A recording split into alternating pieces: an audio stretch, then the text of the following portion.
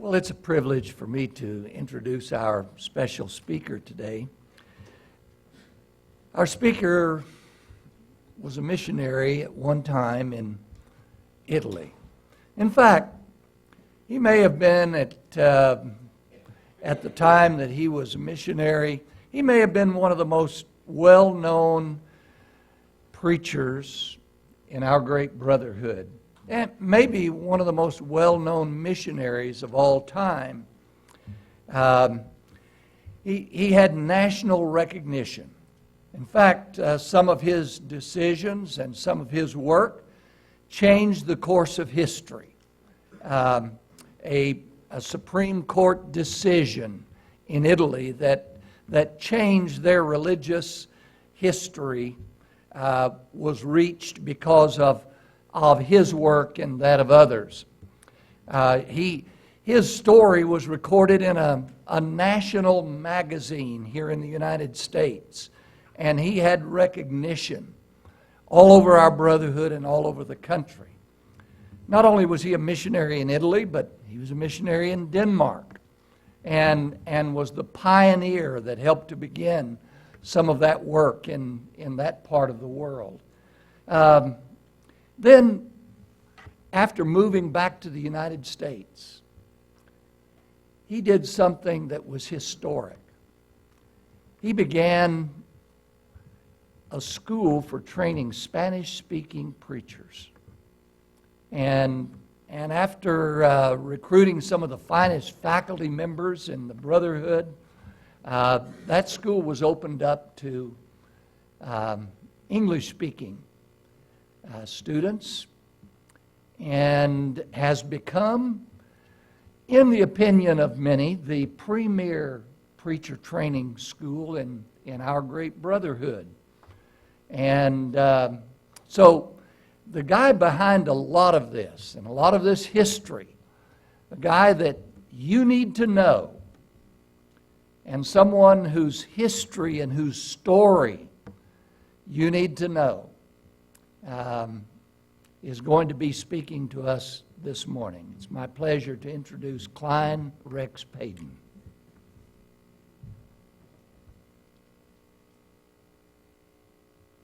Chapter the book of Acts.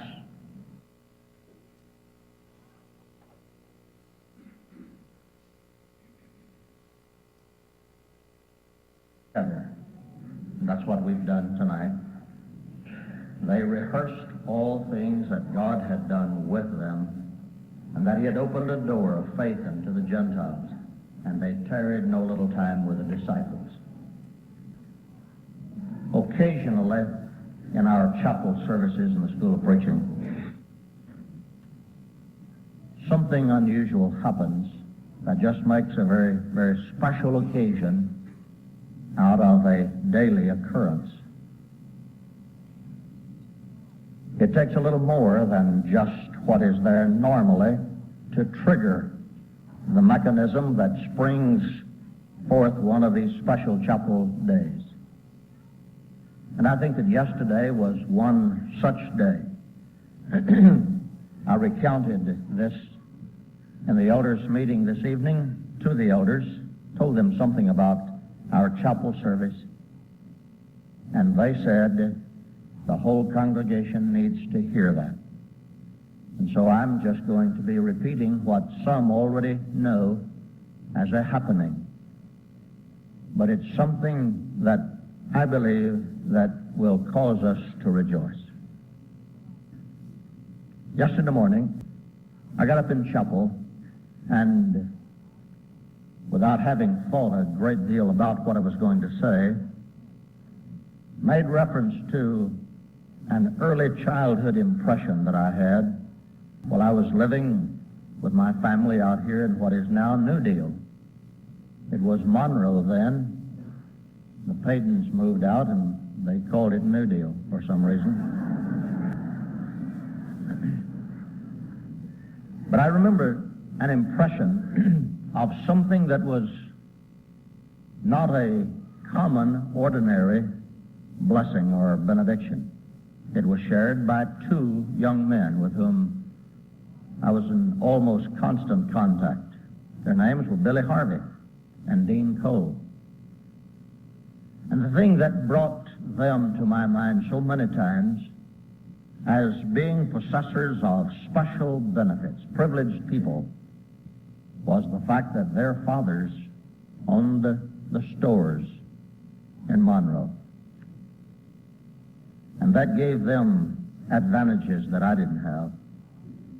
We were poor, as everyone else was during that period of time. No one ever told me that we were poor, so I didn't know it. I just knew that everybody else was like that except the Coles and the Harveys. And it was because of the fact that the father of these boys owned the store, and that gave them special privilege. I made a special arrangement with Billy Harvey. I did his math work in the second grade for 10 cents a week. I did that until Roy Billingsley came along and cut under me. He offered to do it for a nickel, and that put me out of business. But I was still on the sort of special privilege list along with Billy Harvey because of the fact that we played come through every day at recess, and for a gumdrop, sometimes even a marshmallow or a piece of candy, a sucker, I would take Billy through without his getting caught. Sometimes I had to sacrifice myself, but that was nothing. You see, Billy, if he gave me all of the candy that he had, he could still get more, for his father owned the store. And that was something that was really impressed upon my mind early. I was even hired by Billy to protect him against Dean Cole. There is a story aside from that you want to know about, I'll tell you someday. But I was paid handsomely, always in candies and sweets and cookies and the like, because, again, their fathers owned the store. But I can remember that impression, and that impression has come to me again in more recent times and in a more meaningful way. I have become a member of a family that is not poor, and my father owns the store. I made mention of the fact yesterday in talking with the students in chapel about the fact that Sunset has recently experienced some difficulties financially. But I've come to look upon this, and I think others have, as Sunset's finest hour. I somehow believe this has been good for us, because it has caused us to reflect all over again, maybe in a way that we didn't know before that we could, that our Father owns the store, and He can supply us all of the things that we need. In September, we took up a special contribution. In December, we took up a special contribution. Add these together, in 12 weeks' time, this congregation gave $250,000 plus. Well, our Father dropped a cookie here and there and a gumdrop that we gave as our special contribution. But there's more where that came from, and we knew it. And we knew that He would not allow us to be without, because of the fact that He owns the store. And we do not impoverish Him by being daily pensioners of His bounty. We've learned a new trust, a new confidence in our Father, I think, from this experience. And I'm really glad that we've had it. And then I mentioned the fact that because of the fact we've had this financial difficulty, the Sunset School of Preaching has been cut back when all of the privileges that we had here with the congregation have been added up. We were cut back $99,000. But we were not at all left in a state of despair because of that, because, again, our Father owns the store. And because of the fact that Brother Hilton Merritt knew somebody in Oklahoma with whom he and I visited, that brother made possible our overcoming some of our lack of funds to the extent of $50,000 in a check received this week. And I made mention of this to the students to tell them that in spite of all of the difficulties we've encountered, we're still in good shape. We're still sons and daughters of the one who owns the store. And having said that, I sat down. And then Brother Dan Goodyear, man who has worked with this in connection with this congregation for the past 3 years in Lesotho, stood up and he said, "There's more." He said, at a certain time I received a call from someone who offered to provide $2,000 for the purchase of a tent that they needed for evangelistic purposes in Lesotho. And the students, as they had done when I announced that $50,000 had come in, said amen, as only students can. But he said there's more. He said at a certain period of time I received a call during these past few hours in which somebody has also, I believe, offered to give $2,000 toward the purchase of a building or building materials, which would make it possible for the church to own a building in Meseru, where he works. The funds had already been gathered by him. They needed $2,000, and that was given. And there was a round of amens heard from all over the place. But he said, there's more. I received at a certain time, he said, a call from a congregation in Arizona which has provided me the full support that Sunset could not provide for 1 year. They are supplying that, and now I can go as planned into Meseru and continue the work that we've begun. And again, he concluded all that by saying, our Father owns the store, and he sat down. And I remembered that in addition to the $50,000 that we'd received from this brother in Oklahoma, that we had also received from some people that we'd visited and some with whom we had not made any contact, who sent a total of $25,000 more. So of the $100,000 that we need to make up the deficit or the shortfall that Sunset is not able to provide this year, because we have to pay off our short-term indebtedness, $75,000 of that 100 has already come in. We've got a whole year to get the rest. And again, I reminded the students, our Father really owns the store. And I sat down. And Dan stood up again. He said, there's more. One of the problems that his family had encountered was in leaving a widowed, ill mother and mother-in-law in the States while they made their return to Lesotho. We'd suggested to them while they was here before the holidays that maybe they could take her with them back to Lesotho. That was not something that they thought would be workable, but it was something they thought more about, probably discussed it with her. And he said, I've just received a call from someplace that has provided the means of getting the mother-in-law. The ticket has been purchased and the mother-in-law is ready to go to Lesotho. And more evidence of the fact the Father owns the store. He sat down. And Brother Homer Harris stood up, student, school. He said, Brother Klein and I were in Houston just recently, and we talked with the head of the corporation that I have a partnership in. And the head of that corporation has decided, he's in the printing business, he's decided to give the print shop at Sunset a $10,000 plate burner.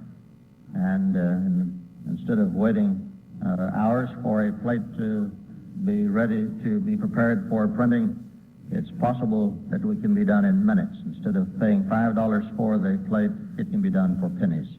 $10,000. There's more and more and more.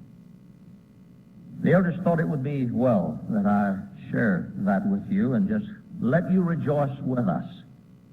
And let us all be renewed in our confidence in the Father who owns the store. And this morning when I came to school, I found on my desk a poem. I saw some wording there that looked familiar. I couldn't imagine that there was a poem by the title, When Your Father Owns the Store. It was written by a student. I don't think that Jim Hodges, I know he didn't know I was going to do this, I don't think that Jim would object to my asking him to stand. Jim Hodges here tonight. He missed an opportunity. But he wrote this poem. Through hazy dreams of childhood days creep heartfelt memories of children's laughter, toothless grins, and feeling oh so free. That old red schoolhouse pealed its call, tattered trousers, barefoot lads, kicking dust 10 miles high as we skipped those well-worn paths. God loved each child in a special way. Yes, he loved us, every one. And just to live in those good old days was a ticket to surefire fun. However, there was one lad who tends to cloud my mind, because when God beamed his blessings down, it seemed on him they sort of shined. In each pocket was a candy stick, in each hand an all-day sucker, and he'd eaten so many sour gumdrops he developed a perfect pucker. His candy blessing seemed endless, and if he ever wanted more, all he had to do was ask, because his father owned the store.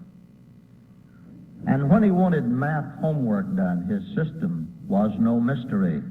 He simply waved a Hershey bar, and the rest was history. So I began a childish prayer. Daily I'd implore, please, dear God, make me a special child whose father owns the store. It seemed the Lord ignored my plea till I became his child. Then sweetly reading his word one day, my soul leaned back and smiled. The world, I read, belongs to God. The world and all that's in it. Seems only he'd left me behind to do my best to tend it. And each thing I'd asked for, believing, he would give to me, because I've become a special child, and he wanted the best for me. Ah, yes, the world's his marketplace. My dreams began to soar. I'm a special child of his, and my father owns the store. Don't you ever doubt the fact that the Father owns the store, and that if we qualify, we can not only be pensioners of his bounty on a daily basis, but using it in such fashion as to be of benefit to others through the use that we make of these benefits that he shares with us.